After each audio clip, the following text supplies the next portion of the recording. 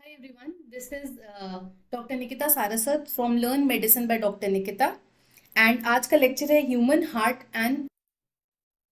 ठीक है, नेक्स्ट इसमें हम पढ़ना स्टार्ट करते हैं कि अब हार्ट में कौन कौन सी आर्टरीज प्रेजेंट हैं और कौन कौन से वेन्स प्रेजेंट है, बिकॉज इनका नेम बहुत ज़्यादा आपके शॉर्ट क्वेश्चंस में भी पूछे जाते हैं and this is also important. जब आप पूरा हार्ट का कंडक्शन सिस्टम बता रहे हैं देन ऑल्सो आपको ये सारी चीज़ें बतानी है। तो जितनी भी चीज़ें मैंने पहले भी बताया था, आपकी जो भी चीज़ यहाँ पे ब्लू से डिनोटेड है वो कैसा ब्लड कैरी कर रही है, it is carrying the deoxygenated blood. ठीक है, ये कैसा कैरी कर रही है, deoxygenated blood. Again remember, deoxygenated blood is not devoid of oxygen, उसमें ऑक्सीजन का कंसंट्रेशन कम है, कार्बन डाइऑक्साइड का कंसंट्रेशन ज्यादा है। ठीक है, दो टर्म्स याद कर लो। पहली बात डीऑक्सी, ऑक्सी। अब मैं दो टर्म्स और लिखने वाली हूं, इम्प्योर एंड प्योर। तो पहली बात तो डीऑक्सीजनेटेड और इम्प्योर सेम नहीं है। डीऑक्सीजनेटेड का मतलब होता है लैक ऑफ ऑक्सीजन और इम्प्योर का मतलब होता है ब्लड जिसमें कि वेस्ट मटेरियल हो। ठीक है, वेस्ट मटेरियल हो। तो वेस्ट मटेरियल कहाँ से आएगा ब्लड में, जब आपने ब्लड कलेक्ट करा है किसी भी टिश्यू से तो उस टिश्यू ने उस वेस्ट मटेरियल को रिलीज करा होगा और वो किसके साथ चला जाता है, ब्लड के साथ। ऑक्सीजनेटेड का मतलब होता है कोई भी ब्लड जो ऑक्सीजन रिच होगा, और प्योर का मतलब क्या होता है, कोई भी ब्लड जिसमें कोई भी वेस्ट मटेरियल नहीं है, वेस्ट मटेरियल एब्सेंट है उसमें। तो अब अगर मैं इस डायग्राम को देखती हूँ, और जनरली हम क्लासिफाई इसी तरह से करते हैं कि हमारा जो ह्यूमन हार्ट है वो जो ब्लड टिश्यूज से लेकर आता है, ऑब्वियसली यस, टिश्यू से जो वो ब्लड लेकर आएगा, टिश्यूज ऑक्सीजन को यूज कर चुके होंगे मोस्टली, तो वो ब्लड कैसा होगा, डीऑक्सीजनेटेड। प्लस अगर कोई ब्लड आपका टिश्यूज से निकल कर आ रहा है तो उसमें क्या प्रेजेंट होगा, वेस्ट मटेरियल ज्यादा प्रेजेंट होगा, तो दैट ब्लड इज इम्प्योर। तो कॉमनली ये टर्म साथ में यूज करे जाते हैं but not in the case of pulmonary circulation, इसलिए ये डिफ्रेंशिएट करना बहुत जरूरी है। जो भी ब्लड हमारे टिश्यूज से आ रहा है हार्ट के पास, वो ब्लड कैसा होगा, इम्प्योर होगा, डीऑक्सीजनेटेड होगा। ठीक है, और ये ब्लड आपका प्यूरिफाई कौन करता है, it is purified with the help of kidneys. ठीक है, क्योंकि कोई भी इम्प्योर ब्लड आपके हार्ट के अंदर नहीं जाएगा, इसलिए हम बोलते हैं हमेशा जो आपका क्लीनिंग सिस्टम है वो कहाँ पे ब्लड को ड्रेन करता है, into the kidney, they are purifying the blood. After that kidney के अंदर कैपेसिटी सिर्फ और सिर्फ वेस्ट रिमूवल की होती है, किडनी कैन नॉट ऑक्सीजनेट। तो किडनीज के बाद जब ब्लड निकलता है तो वो कैसा हो जाएगा, इट इज प्योर, बट उसके पास ऑक्सीजनेशन कैपेसिटी नहीं है, इसलिए the blood will still be deoxygenated. तो जब भी आप ब्लड के बारे में पढ़ रहे हो तो ये बात याद करना जरूरी है कि जब टिश्यू से ब्लड बाहर जा रहा है तो बाहर निकल रहा है, रिलीज कर रहा है, that is impure and deoxygenated. ठीक है, और जब वो हार्ट तक पहुंचता है उससे पहले सारा का सारा ब्लड क्या होता है, प्यूरिफाई होता है, बिकॉज किडनीज का काम होता है ब्लड को प्यूरिफाई करना बट नॉट ऑक्सीजनेशन। तो किडनीज ब्लड को प्योरीफाई तो कर रही है, अब जो ब्लड किडनी से बाहर निकलता है वो प्योर होगा but still it is deoxygenated, मतलब अभी भी उसमें लैक ऑफ ऑक्सीजन है। और देन ये ब्लड नीचे से कलेक्ट होकर हमारे हार्ट के पास पहुंचता है और हार्ट इसको पंप करता है, इस ब्लड को आगे भेजता है इनटू द लंग्स जहां से ऑक्सीजनेटेड होता है, and then into the right side of the heart, जो हम यहाँ पे राइट साइड मतलब हमारे डायग्राम का लेफ्ट, लेफ्ट एट्रिया और लेफ्ट वेंट्रिकल, यहाँ पे जो ब्लड होता है वो कैसा होता है, इट इज नाउ ऑक्सीजनेटेड, और प्योर तो वो पहले से था ही। ये हम सारी चीजें पढ़ेंगे अभी सर्कुलेशन में, मैंने सिर्फ एक आइडिया देने के लिए ऐसा बता दिया है। तो ये सब सर्कुलेशन में हम पढ़ते हैं, पहले हम डायग्राम के बारे में देख लेते हैं। तो if we look into the diagram of the human heart, ये एक प्रॉपर लेबल्ड डायग्राम है ह्यूमन हार्ट का। Here you can see the atria, the ventricle, the veins, the arteries. तो लेट्स लर्न कि इंडिविजुअल मीनिंग किसका क्या क्या है। तो ये जो हमारा आयोर्टा है या फिर हम इसको डोर्सल आयोर्टा भी बोलते हैं, तो इसका फंक्शन होता है पूरी की पूरी बॉडी में ब्लड को सर्कुलेट करना, और this blood is pure and this blood is oxygenated. ये जो ब्लड होता है वो प्योर होता है और डीऑक्सीजनेट और ऑक्सीजनेटेड होता है, रिच इन ऑक्सीजन। जो ब्लड हमारा ये ब्लू कलर से दिख रहा है ये कैसा है, डीऑक्सीजनेटेड ब्लड। ठीक है, सुपीरियर वीना कावा और एक टर्म आता है इंफीरियर वीना कावा। सुपीरियर और इन्फीरियर मैंने दो टर्म्स यूज करे थे। अगर हम नॉर्मली भी बोलते हैं कि ये इंसान हमारी जॉब में हमसे सुपीरियर है, या फिर ये इसकी पोस्ट हमसे इन्फीरियर है, ये जो हम थर्ड ईयर के स्टूडेंट हैं तो ये फर्स्ट ईयर का स्टूडेंट है, not inferior in terms of कि उसका काम कम है, inferior in terms of just the hierarchy of the post. तो ऐसे ही अगर हम ह्यूमन बॉडी देखते हैं, ये अगर ह्यूमन बॉडी है तो ह्यूमन बॉडी में जो हार्ट और जो हार्ट के ऊपर जितने भी ऑर्गन्स प्रेजेंट है, most importantly the human school, the human brain, तो ये सारी चीजें क्या है, हार्ट से सुपीरियर है, ऊपर है, ऊंची हैं, राइट। तो यहां से जो भी ब्लड कलेक्ट होकर आता है वो किस वेसल में ड्रेन होता है, सुपीरियर वीना कवा। इसलिए इसका नाम सुपीरियर पड़ा, because it is receiving the blood from the organs जो उससे सुपीरियर है, मतलब ऊंचे हैं। और इंफीरियर वीना कवा ब्लड कहाँ से रिसीव कर रहा है, उन ऑर्गन से जो हार्ट से नीचे प्रेजेंट है, मतलब पूरी rest of the body, arms, legs, stomach, everything, जो सब कुछ हार्ट से नीचे है, वो सारा वो ब्लड कौन रिसीव कर रहा है, इंफीरियर वीना कवा, या फिर हम इसको बोलते हैं आईवीसी। तो सुपीरियर और इंफीरियर ये टर्म्स कहाँ से बने हैं, आपको समझ में आ गया, ठीक है। जो भी चीज आपसे ऊपर है सुपीरियर, जो भी चीज आपसे नीचे है वो इंफीरियर। ये सिर्फ हायरार्किकल टर्म है, ठीक है। अब यहाँ पे आ जाता है आपको इन एट्रिया और वेंट्रिकल्स के बीच में यहाँ पे वॉल्व्स भी दिखाई दे रहे हैं, tricuspid valve and mitral valve. Mitral valve को हम बाइकस्पिड वॉल्व भी बोलते हैं, bi and tri. Bi and tri नाम ही ऐसा बना है, ट्राई मतलब कोई चीज जो तीन चीजों से मिलकर बनी है, बाय मतलब कोई चीज जो दो चीजों से मिलकर बनी है।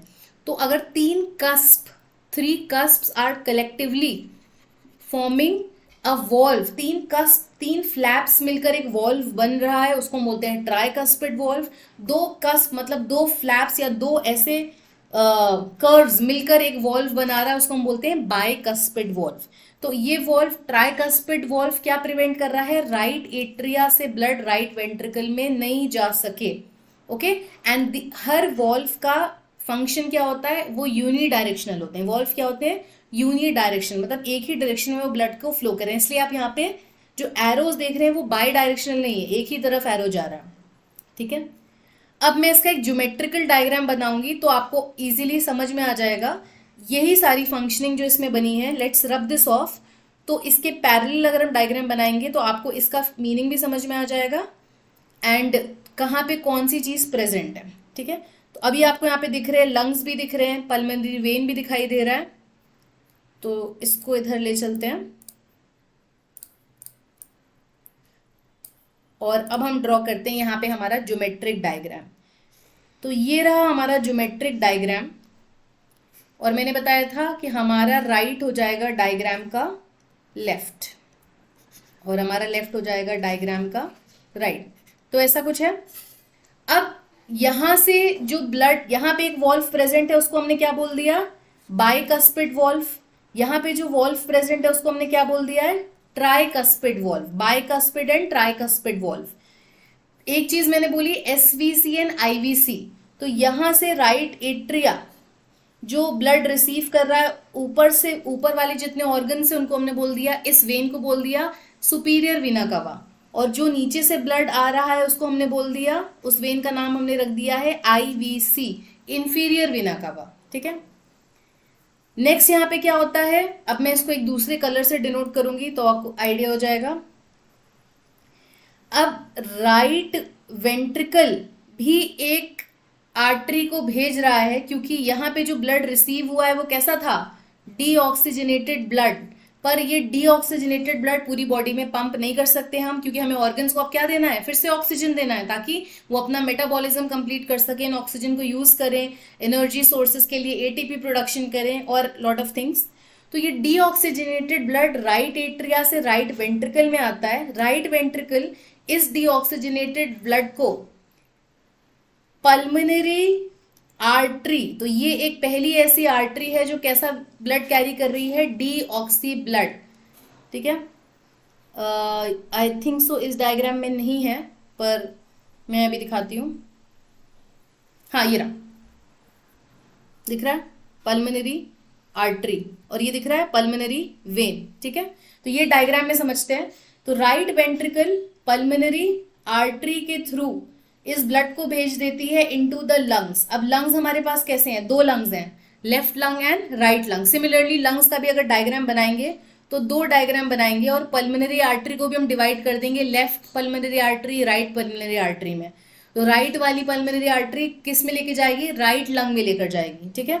तो अगर हमने लंग्स भी दो बना दिए तो ये एक हमारा हो गया लेफ्ट लंग, एक हमारा हो गया राइट लंग, है ना। और यहाँ पे ये ब्लड लेकर जा रही है तो लंग्स का काम क्या होता है, ब्लड को ऑक्सीजनेट करना, ठीक है। अब जो ब्लड यहाँ से निकल के आएगा वो कैसा होगा, ऑक्सीजनेटेड। और ऑलरेडी हार्ट में मैंने क्या बोला था, ब्लड कैसा जाता है, किडनी के थ्रू प्योर होके जाता है, प्योरीफाई होके जाता है। तो ये ब्लड कैसा हो गया, ऑक्सीजनेटेड एंड प्योर। अब ये ब्लड आपका आ जाता है लेफ्ट एट्रिया में, लेफ्ट एट्रिया के थ्रू आ जाता है लेफ्ट वेंट्रिकल में जब हमारे बाइकास्पिड वॉल्व ओपन होते हैं, और लेफ्ट वेंट्रिकल से डोर्सल अयोर्टा के थ्रू ये पूरी बॉडी में ब्लड फ्लो होता है, जो कैसा होगा, प्योर होगा प्लस ऑक्सीजनेटेड होगा। इसीलिए अगर तुम हार्ट का डायग्राम अब यहाँ पे देखो तो पूरा का पूरा जो राइट साइड है डायग्राम का वो ब्लू कलर का है। क्यों, ये पूरा ब्लड यहाँ पे भी डीऑक्सी था और ये भी डीऑक्सी ब्लड आया राइट वेंट्रिकल में और लंग्स के पास गया। और पूरा का पूरा जो हमारा ये वाला डायग्राम है left side of the diagram, ये पूरा रेड कलर से बना है because this blood is oxygenated, correct. तो यहां से ब्लड जा रहा है, ऑक्सीजनेट हो रहा है and then it is coming back to the left atrium, left atrium से लेफ्ट वेंट्रिकल और पूरी बॉडी में कैसा ब्लड जाएगा, ऑक्सीजनेटेड, ठीक है। तो अब यू कैन कोरिलेट ये सारी की सारी चीजें हमारे डायग्राम के साथ। तो ये रहा हमारा सुपीरियर वीना कवा, ये रहा हमारा ट्राइकास्पिड वॉल, ये रही हमारी इंफीरियर वीना कवा, और ये दोनों के दोनों किस में, इंफीरियर और सुपीरियर वीना कवा, ये दोनों ब्लड किस में लेकर आ रहे हैं, इनटू द राइट एट्रिया। तो ये क्वेश्चन आपसे पूछे जाते हैं कि एसवीसी आईवीसी किस में ड्रेन करेगा, into the right atria. Right ventricle से कौन सा आर्टरी या वेन निकलता है, pulmonary artery, and that is the only artery carrying the deoxygenated blood. और लेफ्ट एट्रिया में कौन सा ऐसा वेन आ रहा है या which is the only when जो ऑक्सीजनेटेड ब्लड कैरी करता है, तो उसका आंसर हो गया यहाँ पे हमारा पल्मोनरी वेन। ये रहा पल्मोनरी वेन, देखो पल्मोनरी वेन रेड कलर से बना हुआ है बिकॉज ये कैसा ब्लड कैरी कर रहा है, ऑक्सीजनेटेड। तो pulmonary artery is the only artery which is carry deoxygenated blood, और पल्मोनरी वेन अकेली ऐसी वेन है जो कैसे कैरी कर रही है, oxygenated blood, right. Then right left atria से लेफ्ट वेंट्रिकल ब्लड जाएगा एंड देन डोर्सल अरोटा के थ्रू, ये जो हमारी डोर्सल अरोटा थी इसके थ्रू पूरी बॉडी में ब्लड डिस्ट्रीब्यूट हो जाएगा। तो अगर आप ज्योमेट्रिकल डायग्राम से समझेंगे इसका फंक्शनिंग बहुत ईजी है, और सिर्फ हमें ये जो कॉम्प्लेक्स डायग्राम है उसमें उन्हें लोकेट करना है कहाँ प्रेजेंट है, राइट। ओके, अब आ जाते हैं हार्ट वॉल्व्स। हार्ट वॉल्व्स के बारे में भी हम लोग ने पढ़ा था। हार्ट वॉल्व्स कौन सी लेयर बना रही है, सबसे इनर मोस्ट लेयर और एंडोकार्डियम। मैंने बताया था इनर मोस्ट लेयर क्या क्या बनाती है, हार्ट वॉल्व्स बनाती है और हार्ट के चेम्बर्स बना रही है। कौन कौन सी वॉल्व्स प्रेजेंट है हमारे पास, ट्राइकस्पिड एंड बाइकस्पिड। इनको हम क्या बोलते हैं, मिट्रल वॉल्व को, और क्या बोलते हैं, बाइकस्पिड वॉल्व, ठीक है। देखो तीन कस्प से मिलकर बना है ना, 1 2 3, इसलिए इसका नाम हो गया tricuspid. Bicuspid is made up of, ये 2 कस्प से मिलकर बना है इसलिए इसका नाम हो गया बाइकस्पिड वॉल्व। नेक्स्ट हमारे पास है एक टर्म आता है सेमी ल्यूनर वॉल्व। तो ये जो हमारा डायग्राम था, जब हम इस डायग्राम को देख रहे थे तो यहाँ पे जो हमारी सुपीरियर वीना कवा, जो हमारी इंफीरियर वीना कवा हो गई, जो हमारी पल्मोनरी आर्टरी हो गई, जो हमारी पल्मोनरी वेन हो गई, ये जब ब्लड को लेकर आते हैं, लेकर जाते हैं, तो इनको भी कुछ वॉल्व्स गार्ड कर रहे हैं। वॉल्व्स का काम क्या होता है, हम कहते हैं ना ये शावर वॉल्व, हम टैप की बात करते हैं तो वॉल्व का बेसिक काम होता है किसी भी एंट्री पे ये प्रेजेंट होता है, ताकि सिर्फ और सिर्फ ये 1 वे एंट्री अलाउ करता है। तो अगर आप देखोगे एसवीसी आईवीसी से ब्लड आता है हार्ट में, ना कि हार्ट से वापस ब्लड जा रहा है, तो it is preventing the back flow of blood. तो मेजर फंक्शन वॉल्व का क्या होता है, it is preventing the back flow of the blood, ठीक है, back flow of the blood. तो ये हमारे वॉल्व्स हो गए, सेमील्यूनर valves, aortic valve and pulmonary valve, जो भी हमने पढ़े थे, आर्टरीज और वेन्स को गार्ड कर रहे हैं, है ना। एसवीसी आईवीसी को, पल्मोनरी आर्टरी, पल्मोनरी वेन को, इन सबको ये गार्ड कर रहे हैं, ठीक है। नेक्स्ट आ जाते हैं, ये डायग्राम है। अब अगर इसको लेबल करना चाहे तो उसको आप लेबल कर सकते हैं बहुत आसानी से कि ये सब क्या है, एसवीसी आईवीसी जो ब्लड लेकर आ रहा है इनटू द हार्ट, कहाँ पे, राइट एट्रियम में, और अगर यहाँ से ब्लड निकल रहा है या यहाँ पे ब्लड आ रहा है तो ये कहाँ से एक्सचेंज हो रहा होगा, gaseous exchange from the lungs. ये डोर्सल अरोटा है आपकी, ठीक है।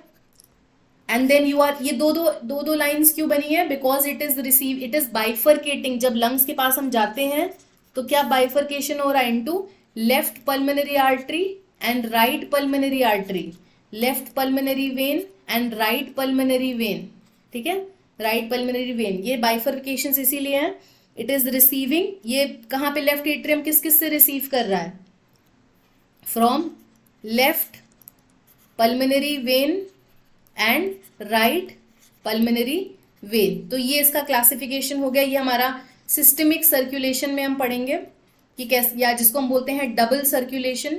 एक सर्कुलेशन हो रहा होता है आपकी बॉडी के पास ब्लड जा रहा है, दूसरा सर्कुलेशन उसी समय हो रहा है पैरेलली कि आपका ब्लड क्या हो रहा है, ऑक्सीजनेट हो रहा है, ठीक है। तो अब ये डायग्राम समझ में आ गया सबको, ठीक है।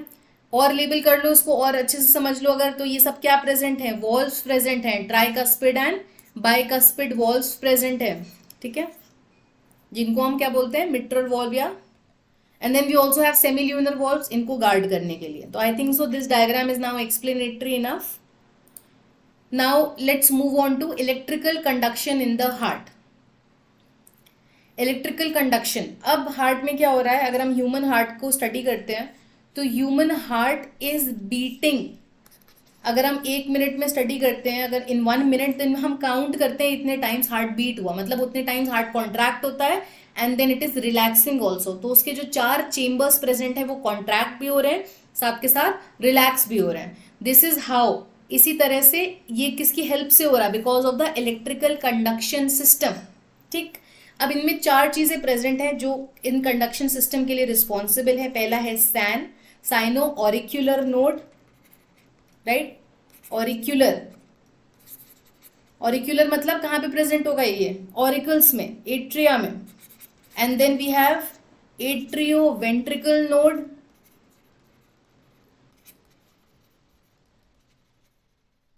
And then we have bundle of His, and then we have Purkinje fibres. अगर आपने ये टर्म्स पहले कभी नहीं सुने, आई होप आपने सुने होंगे, परकिंजे फाइबर्स। तो ये चारों चीजें प्रेजेंट होती हैं which are responsible for the conduction system of the heart. तो इलेक्ट्रिकल कंडक्शन कहाँ से शुरू होता है और कहाँ पे ट्रैवल कर रहा है, and every point has a meaning.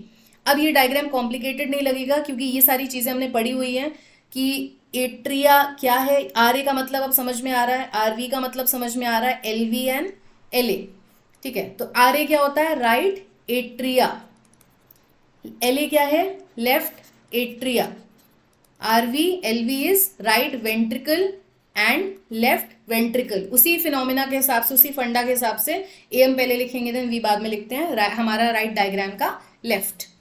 तो ये इलेक्ट्रिकल कंडक्शन सिस्टम शुरू कहाँ से होता है, हम बोलते हैं कि हार्ट को ऐसा कुछ भी अलग से कोई और पंप की जरूरत नहीं है, हार्ट सेल्फ जेनरेट करता है बीट्स को, ठीक है। हार्ट खुद से हार्ट बीट्स और रिदम को जेनरेट करता है और उसका जेनरेशन पॉइंट क्या होता है, सैन, ये लिख रहा है SAN, साइनो एट्रियल नोड या साइनो ऑरिक्यूलर नोड। यहाँ से इलेक्ट्रिकल कंडक्शन स्टार्ट होता है एंड देन इट स्प्रेड्स, यहाँ से स्टार्ट होकर कहाँ स्प्रेड होने लगता है, इस पॉइंट पे AVN, जो कि क्या बोलते हैं, atrio ventricular node. This electrical conduction system spreads from SAN to AVN।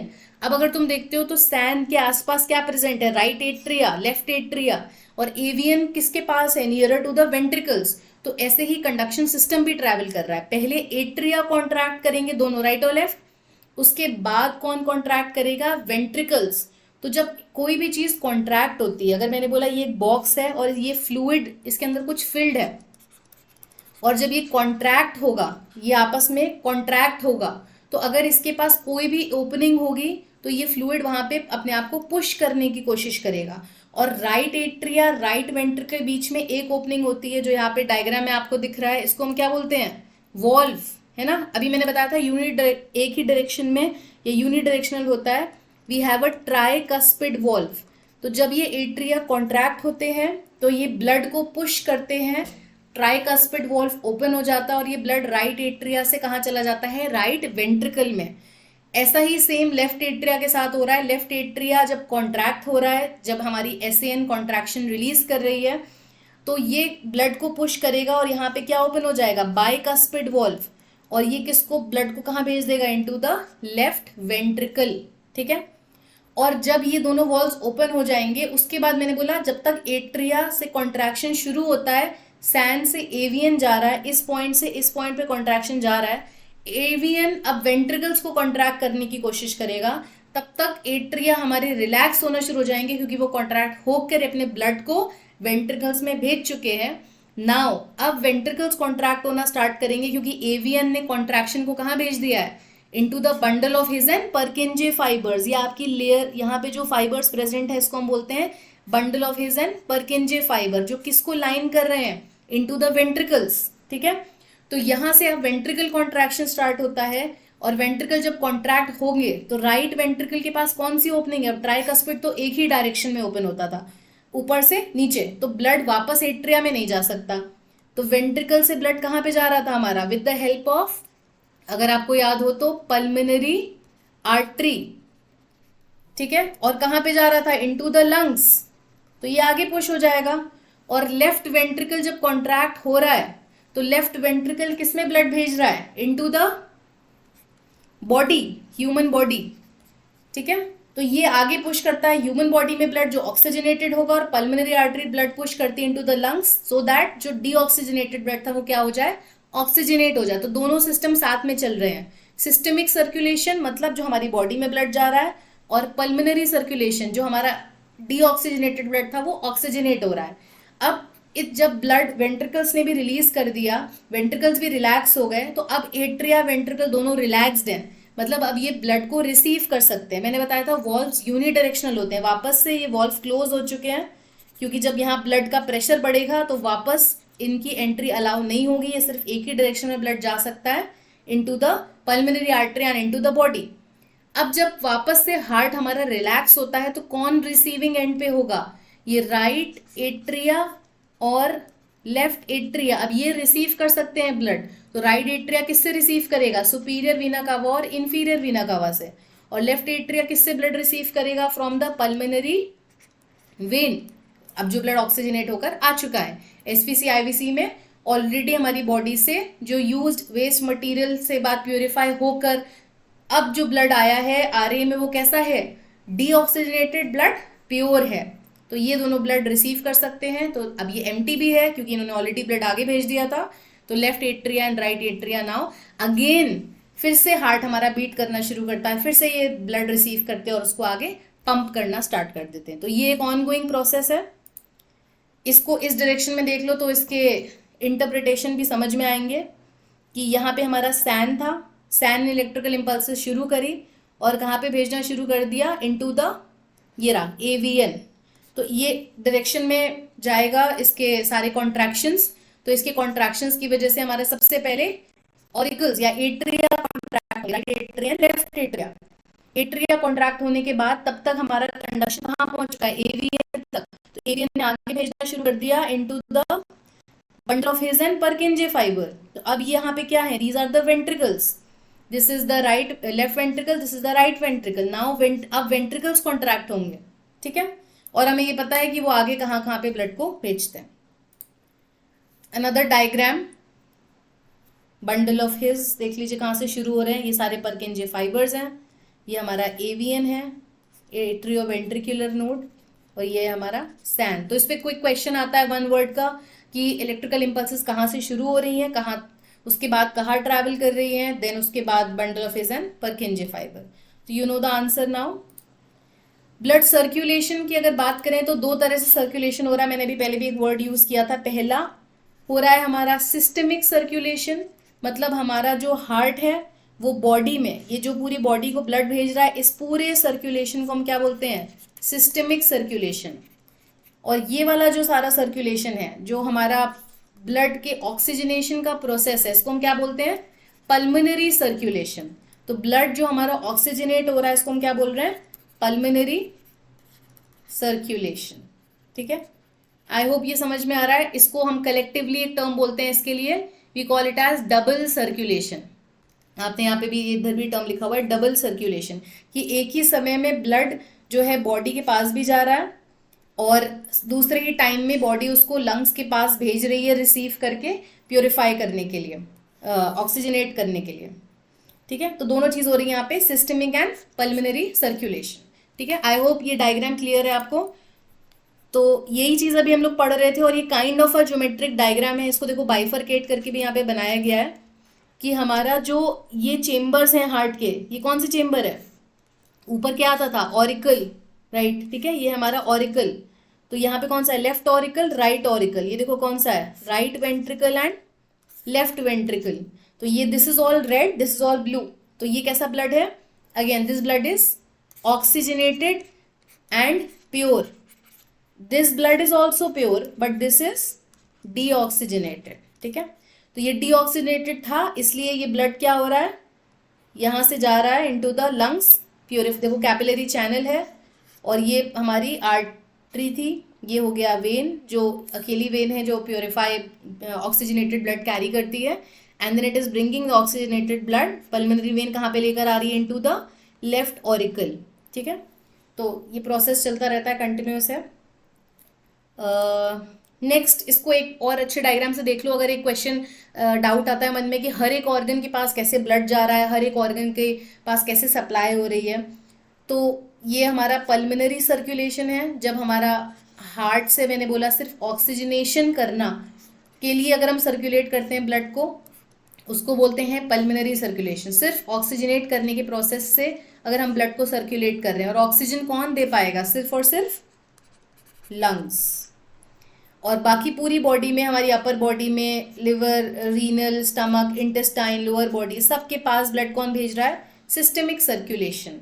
तो सब तरफ से ब्लड आ रहा है ऑक्सीजनेटेड, लेकिन ब्लड वापस जो जा रहा है वो कैसा है, डीऑक्सीजनेटेड। ठीक है, प्योरिफिकेशन का एक अलग पूरा एक्सक्रीटरी सिस्टम में पढ़ेंगे कैसे हो रहा है purification.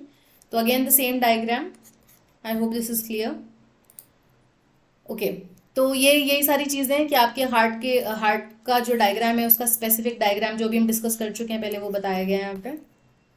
And then nervous supply, जो ये लास्ट पार्ट है हमारा, कि वैसे तो हार्ट एक सेल्फ बीटिंग ऑर्गन है which does not needs any external thing to stimulate it to contract, लेकिन एक चीज है जो सबको कंट्रोल करती है, that is the human brain. Human brain हमारे हर ऑर्गन को कंट्रोल कर रहा है।